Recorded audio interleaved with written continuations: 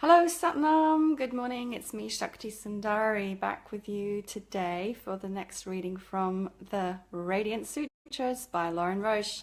If you're joining me for the first time, I know it's back to front, but this is the book that we're working with. I've been reading from the sutras for actually I don't know how many days, but at least 120 days. We are on Yukti verse 101 today out of 112 verses, and then after that there are some more insight verses. So we've made a lot of progress and we've covered so many amazing meditations and practices which are all designed to awaken us to the truth that life is ecstatic and we are one with the Creator in essence and that we are part of the eternal dance of masculine and feminine energies.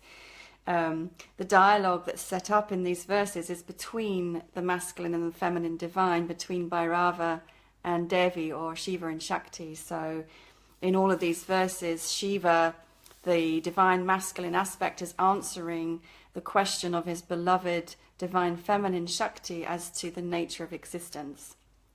So here we go on to Yukti verse 101 from the Vijnana Bhairava Tantra. Sarvatra Bhairava Bhava Samanyeshu api gochara Nacha para tat viati rekene para asti iti advaya gati. And as always, I'm just going to read it a second time, just for that sound current to begin to flow a bit more.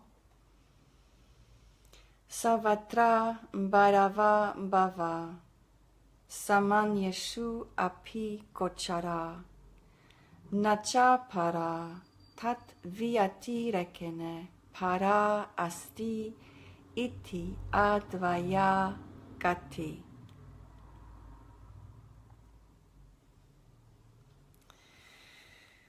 So just taking a moment to allow that sound current to begin to resonate. So the thing about these languages, these sacred languages such as Sanskrit, which this is that they themselves, the language itself,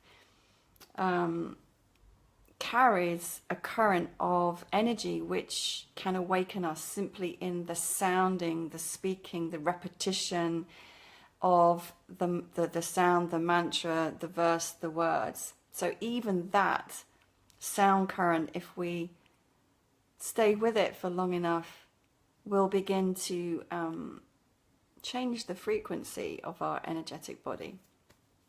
Moving on to the English translation by Lauren Roche.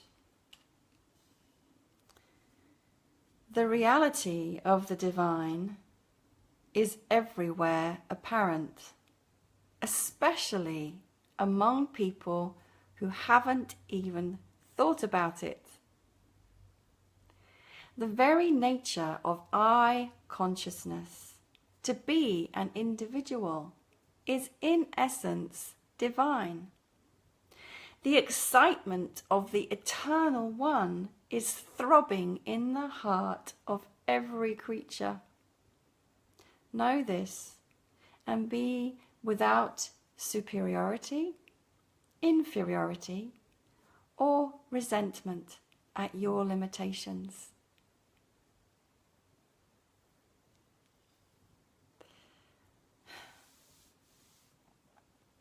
I was thinking about something quite pertinent to this yesterday, actually, in terms of I was reflecting upon this path that I've embarked upon in the last 14 years of my life, which has been this calling so powerful to awaken, to become more conscious, more self-realized, to embody love more fully and truly. And I was reflecting on this and thinking how, in some ways, I was wondering, asking myself, is this a quest for perfection and a desire to change who and what I am?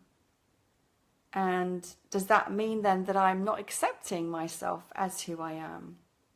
So I was kind of following that line of thought.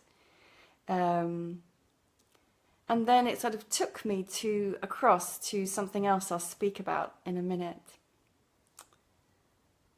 The reality of the divine is everywhere apparent,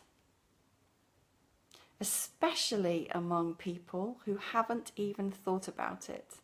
This is the part of this translation that I love because it's so thought-provoking and really important for us in the spiritual stroke, new age, conscious community to absorb and reflect upon and take in.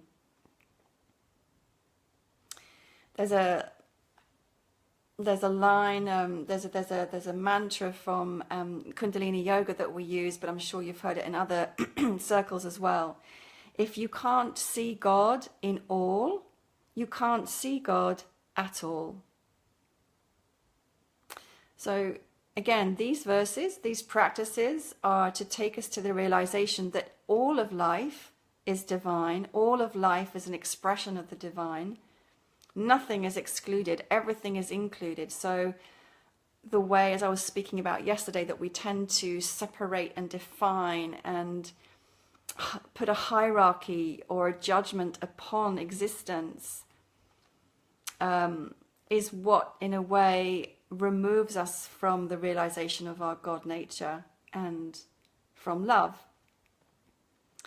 So what we're being invited to do here is to regard, once again, everybody as the reality of the divine. And where this bumps up against in our lived reality is the tendency to judge ourselves as better or worse than others, as more conscious. I mean, in the conscious community, you know, we tend to perhaps look down on and judge the muggles, the ordinary folk, those in the mainstream, those who aren't awakened, for example.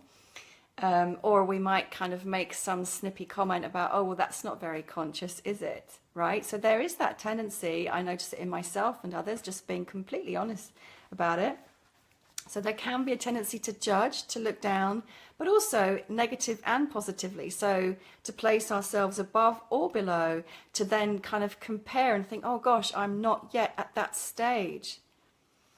I'm not yet there, I'm not yet awakened, I'm not yet love, I'm not yet this, right? So it's all about self-judgment or judgment. Well, if we judge another, we're judging ourselves.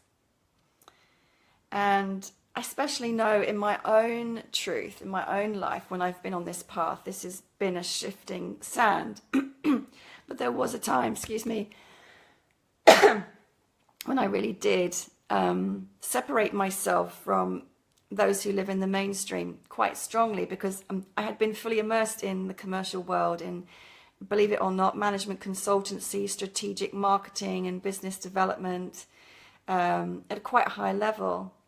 And then I removed myself from that and became immersed in the spiritual life. And I pushed away that other reality and in a way found what was wrong with it. And now what I realize is that in doing that, I was distancing myself from life, from the divine, from the recognition that all of life is an expression of the divine. And by pushing those aspects away, I was actually denying those aspects in my own being. I think about this in many ways. For example, one example is my sister. My sister is brilliant. I love my sister with all my heart, truly do, always have done. And we are like chalk and cheese. She has absolutely no interest in spirituality whatsoever. She probably thinks a lot of the things I say and do are woo-woo, crazy, out there. Bit weird. But she never judges me. She always listens. And she's totally open to me being me and her being her, and just accepting that we're different, and not trying to make me be anything that I'm not, and also not changing herself to be something that she's not. And she brings forth the most amazing wisdom. She brings forth the most amazing insight.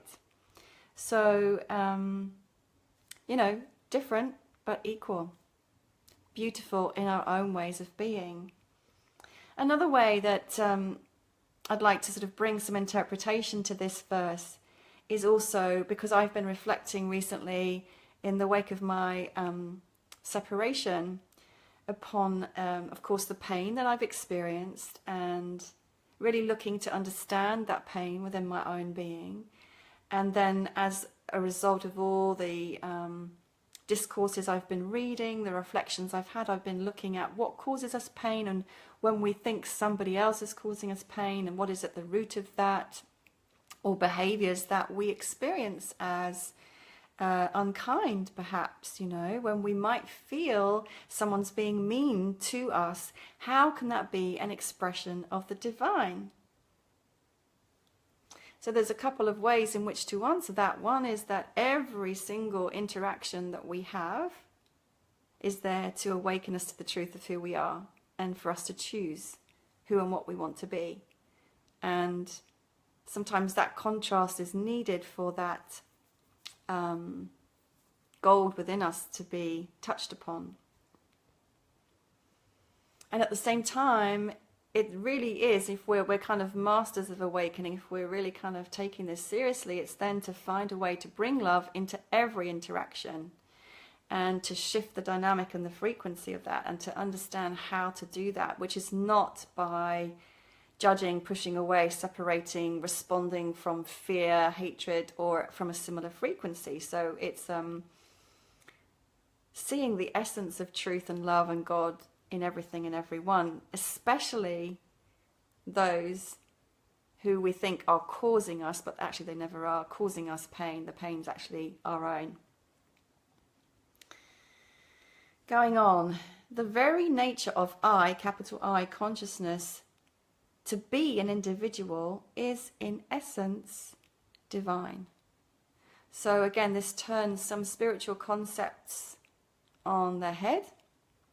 So much is talked about, and also in these verses, again, loving the paradox of unity consciousness, the fact that we are actually all one, all part of the eternal divine flame of love, right?